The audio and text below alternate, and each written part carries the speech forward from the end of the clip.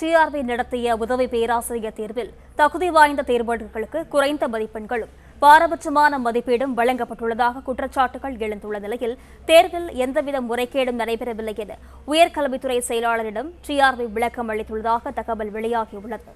விவரங்களுடன் செய்தியாளர் பாண்டியராஜன் இணைப்பில் இருக்கிறார். வணக்கம் பாண்டியராஜன், விவரங்களை பதிவு செய்யலாம்.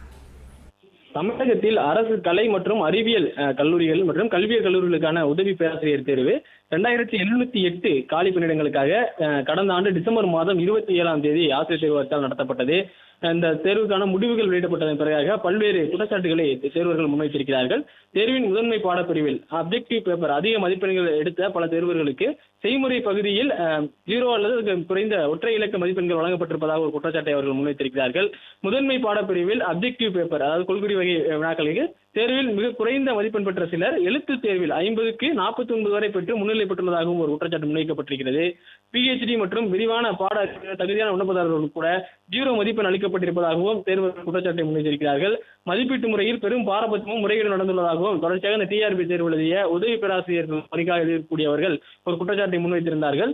தொடர்ச்சியாக பல்வேறு அரசியல் கட்சி தலைவர்களும் அவருடைய அறிக்கைகளை வெளியிட்டிருந்த நிலையில உதவி பேராசிரியர் தேர்வில் நடந்தது என்ன என்பது குறித்து உயர்கல்வித்துறை செயலாளரிடம் டிஆர்பி தரப்பில் ஒரு விளக்கம் அளிக்கப்பட்டிருப்பதாக தகவல் வெளியாகியிருக்கிறது.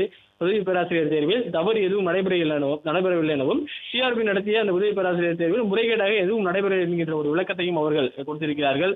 மேலும் தேர்வர்கள் தரப்பிலிருந்து சொல்லக்கூடிய அந்த கோரிக்கைகளையும் அவர்கள் உயர்கல்வித்துறை செயலாளரிடம் தெரிவிக்கப்பட்டிருப்பதாக சொல்லப்பட்டிருக்கிறது.